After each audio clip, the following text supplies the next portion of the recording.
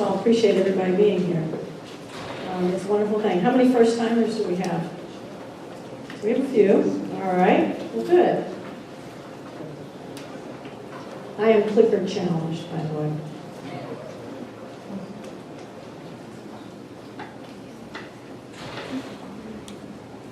Here we go. All right, so what we want to talk about really is not so much the comp plan versus Plum Creek's Envisional Natural Plan, the community shape plan.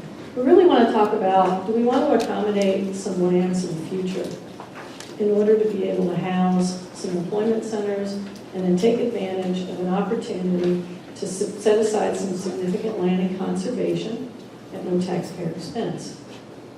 If you say yes, then you're going to believe this is a great opportunity. The opportunity is good for the citizens' future. We need to address the east and the west disparity. 23,000 acres of new conservation land is a good consideration. If you say no, you don't believe the opportunity exists. You like the 1% annual growth rate that we currently have right now in the county. You don't want to attract any new jobs or new people. And if new employers come, they really won't impact the poverty rate, that disparity. So that's really the big policy question that we're talking about this evening. So to give you all just a little update, Plum Creek is one of the largest landowners in the United States. We started from Burlington Railroad. So years ago when the government wanted us to connect from the Mississippi out to the West Coast, they didn't have funds in order to be able to pay the railroad companies. So they paid the railroad companies in land. And in about the mid-'80s, Burlington Railroad said, we don't want to be in the land holding business anymore. They spun us out from that, and we became Plum Creek. And most of our lands were up in the Pacific Northwest. And then over the years, we bought some land, obviously up in the Midwest and up in the New England area. And then back in 2001, we bought Georgia Pacific's land holdings called the Timber Company. So we are publicly traded. We are a real estate investment trust. And I'm not a finance person, but what a real estate investment trust is, it allows folks that if you don't have an enormous amount of money to get into big real estate investment, that you can do it through the real estate investment trust. We do grow timber. That's what we do. We manage our land by growing timber. We also manage it for some of its mineral rights and natural resources. Some of the states, it's water rights. Some of it is not water rights. We do buy and sell land on a regular basis. Not always are we selling the land that's most valuable. Sometimes we're selling the land because we have a tract of land that's a little difficult for us to manage with forestry. It's a little far away. It's hard for us to keep up with it. So some of that's it. We also perform sustainable forestry initiatives. So that is obviously something that we're trying to ensure that forestry continues in the future. We protect the land, the water, the bugs, the bunnies, that sort of thing. It's very serious. We get audited. And it's a third-party certification. Folks will show up unannounced, check our paperwork to make sure that we're doing what we said we're doing. Next one. Thanks. In the south, there's the lands of the timber company that we purchased in 2001. So here in Alachua County, this is what we own right now. So what you're seeing in green is exactly what Commissioner Byerly said. That's the land that's in a conservation easement right now. It's about 24,000 acres total. It's bigger than Payne's Prairie. If you drink GRU water, there's some wellheads right there for GRU's water. We did take the development rights off of that land, and we're in partnership with a few folks on those development rights. We still own the land, and we still maintain it with forestry, but some of our partners, like the St. Johns River Water Management District, I think it's Fish and Wildlife Commission, as well as Alachua County. Up here, it's both water management districts in the city of Gainesville. And then the rest of the land that you see in pink is zoned rural agriculture. Oh, before I forget, the more intensive forms of agriculture are also not allowed on that green land. So in other words, you couldn't have corn farming because you're going to be obviously impacting the land quite a bit and doing some big irrigation. On the pink land, that's zoned rural agriculture. And then rural agriculture means that you can have one residential unit on every 5-acre tract, theoretically, with a well and a septic tank, as well as you can perform any form of agriculture that you would like to perform. Those are the rights that are given to the landowners in the comprehensive plan. So that actually represents about 65,000 acres. So here's some of the things. Where do we begin? So we began with purchasing the land holdings in 2001. At the time, we had over 79,000 acres. We now have 65,000 acres. So we were selling some land. From 2004 to 2007, as Missy was saying, yes, they were updating the comp plan, and a regulatory overlay was put on some lands in the county, including some of Plum Creek's land. It's called the Strategic Ecosystem Overlay. And we worked with the county to find out what that overlay did to us as a landholder. And at the time, the county asked us about 2004, through that process, what are your intentions for your land? In addition to that, they said they would like to see a development plan in order to be able to make sure that it would meet their policies. So that's where we stood. And then we also started to package some of our land and sell it at auction. And in 2005, the Pfeiffer Flatwoods was something we were getting ready to sell to a Louisiana developer. And Alachua Conservation Trust came to us and said, would you work with us? And we actually did work with Alachua Conservation Trust, sold the land to them, and we sold it obviously a lesser amount than what we would have gotten if we had sold it to the New Orleans developer. One thing you should keep in mind too, across the United States, Plum Creek is the largest landowner of conservation land in the United States, over 1.5 million acres. We now own 65,000, as we said, 24,000 is already in conservation and 41,000 is zoned rural agriculture, and of course we have development rights on that. So this is some unique opportunity for our area.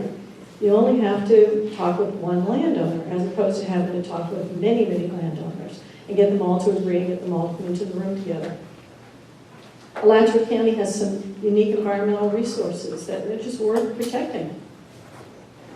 UF, one of the top public research universities in the United States. It's actually one of the economic drivers for the state of Florida. Right here in Alachua County, I think it's close to 90% of our economy is driven by the University of Florida. But they actually would like to raise their preeminence. Santa Fe College is already ranked top 10. These are wonderful assets that we have, to have one of the top 10 community colleges right here in the United States, here in our county. We do need some jobs for all residences. As beautiful as it is to have UF and Santa Fe, that's about 75,000 students that are here. And they usually are going to get a lot of the entry-level jobs. And so that's why you have, what we have here in our community, a lot of working poor. They're going to work 2 and 3 jobs just to stay at poverty level. So we do need to have some more employment opportunities. And then Alachua County really has a history of innovative planning. They really do. Missy's a beautiful example of that. They've done some great things. And we wanted to, obviously, as a community, complete that vision of the Emerald Necklace. But there's been a lack of funds. So this is an opportunity to even consider completing that and getting to our conservation goals a little bit quicker, again, at no taxpayer expense. So we formed Envision Alachua. About 2009, we started to talk to community members about what we think we would like to invite the community to a planning process.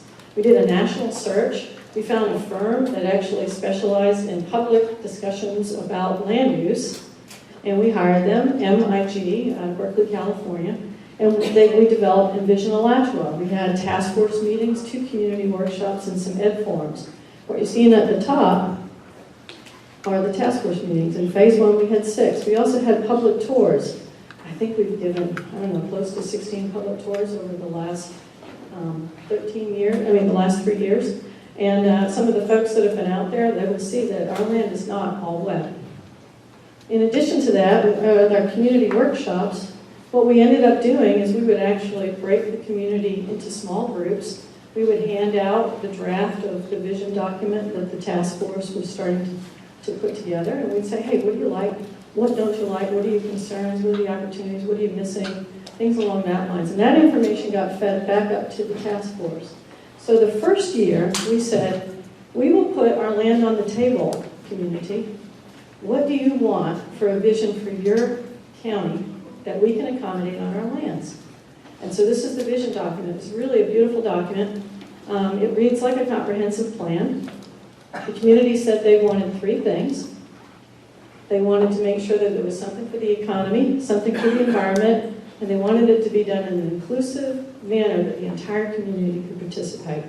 So these are our Envision Alachua task force members. And you can see that it was a big cross-section, folks from UF, from Shands, from Santa Fe College, as well as folks local on the environmental side, the conservation side, as well as the business side, the people of faith. We've gone ahead and made sure that we had a voice from each aspect of the community, including the hunter. I'd like to ask the task force members that happen to be here, if you're willing to stand, that would be awesome. Thank you. So you see someone, and I know Justin was here, so thank you. They've really done a great job. Very diverse group. If you really think that we could go ahead and get that whole group to agree and come to consensus that we had our own plan, just ready to spring it out, go ahead and ask some of these folks. They'll let you know. I think that's been really great. In addition, these are some of the folks that were involved in phase 1 and in phase 2, and they represented it. I want you to know too that when Rick Drummond was helping us through phase 1 and right before he retired, he did go back to the county and say, I think we need to add the sector plan as a planning tool to the county's toolbox, because what I've been hearing in the discussion, I think that's the likely outcome that they're going to want to use. So there we have what the community said they wanted. This gives you an idea. What they were also hoping is that right now, this is everything that's happening out in the west. They wanted to see us connect on the east. There you have that strategic ecosystem overlay. Remember, they wanted to see give a plan, for those lands so they could actually judge the model, make sure it looked good, make sure it had their policies. And then here's our land again. The community said, when you do look at it, they said this track right here, it's about 16,000 acres. We call it the Windsor track. It's named after the community of Windsor, which I happen to love. That go ahead and take a look at this area, this area, this area, this area, this area for development. Doesn't mean that it's all going to be developed. They said just look at those areas first. So our vision goals, they said there's a goal there for economic development, environmental conservation, agriculture, water, energy and utilities, education, community planning, transportation, land use, healthcare, social and cultural development, recreation, governance. That was a great thing. They wanted to make sure that there was a way that this process is always going to be looked at and measured. Performance measurements, and then it continues as we go through the whole planning process to remain transparent and allowing everybody to participate. So now we're into phase 2. Remember, here's our land, our 65,000 acres. For the sector plan, we're only doing 60,136 acres. So that is the land that the county commission can vote on. So what you're seeing missing this track here, which is in the city of Gainesville. You're seeing some little pieces right here that sit inside the city of Hawthorne. I'll talk about just so that you can see that. So this is the plan, the land that we are using for that plan, including the conservation lands. So we added phase 2. In phase 2, typically what ends up happening is you create a plan, and you create it with your team of consultants, or if you have a planning department, that's what you would do. You would go through the process, submit it to the county. The county would start to review it, and then they would say, each department, including the state, gosh, wish you had come to us earlier. We could have helped you create a better plan. So we added a technical advisory group. And the technical advisory group were representatives of all the reviewing agencies, both on the local level and the state level, not so they could advocate for the plan. It was so that they could have some meetings with us so we could sit down and discuss what are your issues, what are your concerns, what are the things we need to address in our application. And they were great, 5-hour meetings. I mean, these folks did a really great job, 4 5-hour meetings. We also had folks from the county were part of that, as well as the folks that we had liaisons from the task force, because they were keepers of the vision. That way we could always make sure that whatever folks were giving us input, that it was always going back to what the community said they wanted as a vision. So the big thing about a sector plan is obviously conservation lands first. That's the big guarantee, an enormous amount of land in conservation. So this is the Florida Wildlife Corridor. The reason why we like it, we own some land in Putnam County, and also this Union Baker and Columbia County, where the Florida Wildlife Corridor actually crosses our land, which is a wonderful thing. And here's Alachua County. Down here, you're going to see what the priorities are in terms of what the state wants to spend money in order to buy it. The land in Alachua County is at a lower priority, priority 3 or 4. So that means we're not going to see a lot of state money real soon.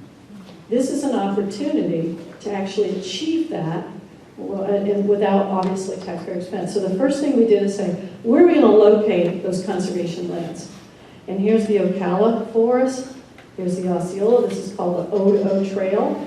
The Odo Corridor, I mean. That's the part of the wildlife corridor. So we were like, okay, how can we connect the existing public lands, our existing conservation lands, and then our other lands in order to be able to take a look at that. And so now you're looking at our plan. So we've added quite a bit of conservation. All of that, this right here, these pieces east, this piece here, and the section up the top there, and including to the buffer that's going to over the La Cruza corridor. And that's darkening all of the public lands, our existing conservation lands, and the proposed conservation lands to say we can create the Emerald Necklace. Again, no taxpayer expense. It helps our community get to the conservation goals a lot faster. So this is a map here just to show you where that is. So now you're seeing your existing lands, the new conservation lands, the proposed lands for developments and rural lands, and some agricultural lands. And yes, it does represent, when you add it up, it represents 87% of it in some form of conservation, agriculture, open space, 13% of that to be considered for employment-oriented mixed use. And oh, by the way, within that 13%, we've elected to set aside 33% in open space at the zoning level. The county comp plan would have only required us to set aside 20%. These are the land use categories. In a sector plan, you're only allowed to have 4 land use categories. All right, so you have conservation, agriculture, rural, and employment-oriented mixed use. Those are the activities that fall in those categories, and they all match up to what's in the vision document. In addition to that, we had to determine, oops, that's what I see, clicker challenge. We had to determine how much the employment-oriented mixed-use area can actually accommodate. What can sit on that land? So at this point, what you're seeing is the map, the land use categories, those activities, and then we obviously have the right policy to go along that to help guide that activity and how it's going to happen. We also had to determine at that point, again, what could sit on that land. And we looked at what David Denslow said. David Denslow said if you really wanted to help the community, he did some projections in terms of, Dr. David Denslow is one of the chief economists for the state of Florida. He worked at the University of Florida, the Bureau of Business and Economic Research, BEBR. And so this gives you an idea. People will sit there and say, well, how did you get to these numbers? Well, Dr. David Denslow helped us get to these numbers. So you've got, oops, see, there I go again. 14 million square feet of buildings that can accommodate research and development, office, institutional, and advanced manufacturing. It's not malls.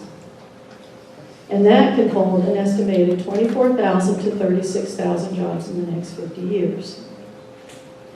We can also accommodate 1.5 million square feet of retail services. We can also accommodate 10,500 units for residential. Okay, so a unit means it can be a single-family home, an apartment complex, it can be a hotel, it can be a dorm, it's where you go home at night. This is another thing that we put on it to make sure that this was obviously a jobs-oriented plan when it came to the development aspect and not a residential-oriented plan. We said that we will hold to the ratio of 3 jobs for every residence. Now that doesn't mean that a house is going to have 3 people in it that have a job. That means that we have to make sure that we have 3 people employed to every house. And the reason for doing that is because East Gainesville and Hawthorne wants the infill to happen. And if we stood there with a catcher net and we caught 36,000 jobs in terms of 36,000 houses, then we're not helping to encourage that info.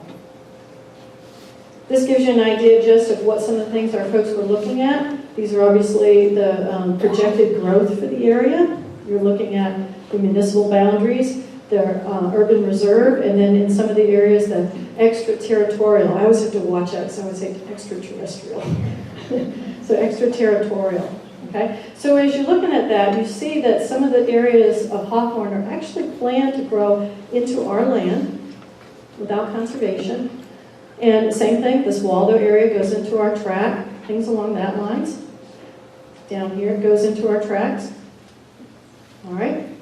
So this just shows the municipal lines in the urban reserve area, but it also shows the rural clusters. So near our land are Rochelle, Grove Park, Windsor, Campville, Orange Heights, you've got Lockloosa, Island Grove, and Cross Creek. Those are zoned at a higher density.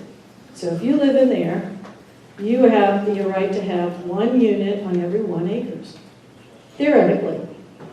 But what ends up happening here is that if you own some land in this area, say 10 acres, and you only had a house in it, and you passed away, and none of your family member wanted your land, and it got sold, if a developer bought it, they actually could do 1 unit every 1 acre. I mean, they'd have to go through the whole process, but the rights are there. But what ends up happening is these fringe lands that are close to those higher density lands, they can actually change from the lower density to the higher density a little easier. So that's some of the risk. And so that's one of the things that we were looking at. How can we avoid that and be able to make sure that we're setting aside, as well as protecting those rural natures? The folks wanted to connect the University of Florida through East Gainesville out to Hawthorne. They call this the Economic Progress Corridor, obviously because the need for employment is greatest on the east side. And just to give you an idea too, we're going to actually, if we were to move this point to right to the 5 Points area, which is the intersection, it still means that your dollar distribution center is out 15 miles. This is going to be somewhere about 7 miles, and this is going to be somewhere about a little more than about 12 miles away. So the folks have said that if you lived here, it would be easier for you to get a job out here, and really, it's not, in terms of transportation. So some 3 catalytic efforts actually happened as a result of all of this, too. We launched on the environment side, and we did a comprehensive integrated water system strategy planning. So that's obviously, how do we plan for water in the future? And we had it reviewed by a water advisory panel. We also had the community and education area, our East County Educators Committee. They actually were talking about how do we align incoming job opportunities with our education system so folks can be prepared. Hawthorne actually launched one. Some of the folks here, they launched their own committee. And as a result, Santa Fe is now offering classes out here. That's part of this effort. On the economy, we had the Economic Progress Initiative. I'll talk about that in a minute. Oh, right here. So one of the hard things would be is obviously just putting the land use in place, but really we feel a responsibility to ensure that this actually happens going forward. So Plum Creek is helping to fund the economic development plan for the entire county. So not just for our lands.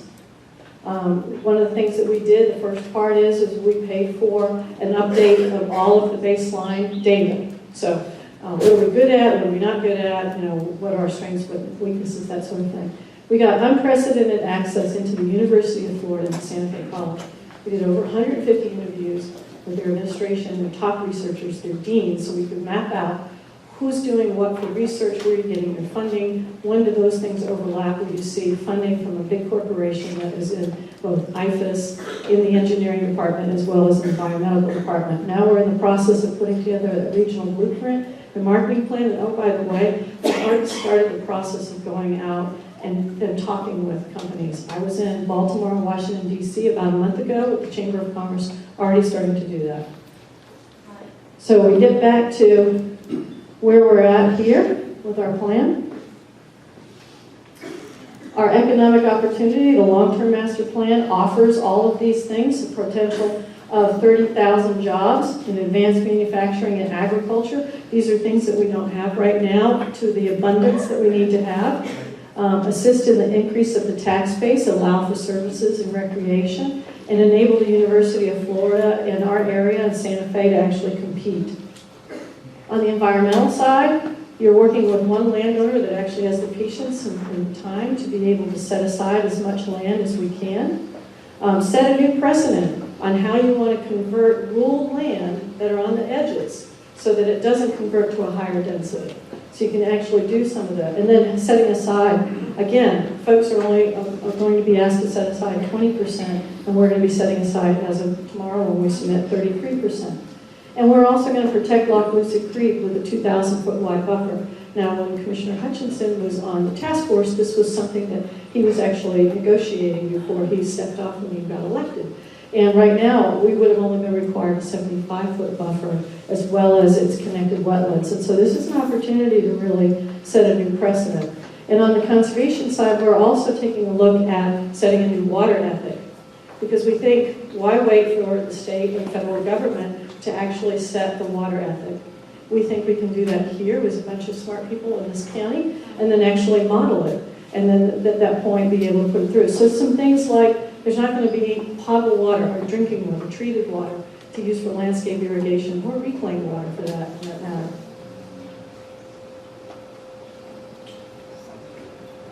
Sorry, go ahead. Next slide. Oh, education. Yep, thank you. Ensure existing schools benefit. So that's the other thing too that the plan says, that we're going to take care of the existing schools first. We want to protect the rural natures of the county. Windsor said it wanted to stay Windsor. That buffer of rural ag around that will actually keep Windsor from converting and growing larger and growing further into Hawthorne, or Hawthorne coming and growing up to them. Encourage some of that infill. So in phase one, we had our community vision. We set aside the goals, the guiding principles, how the land activities and policies to help that shape that. Phase three, we're using the results to actually determine where the land use activities can happen, draft that plan, which we did, policies. Phase three, we're going to use phase two results to actually determine the specifics of all of that, where those activities can happen, and that shapes the zoning. This just gives you an idea on some of the things that we're looking at. To orient you, okay, here's Noonan's Lake.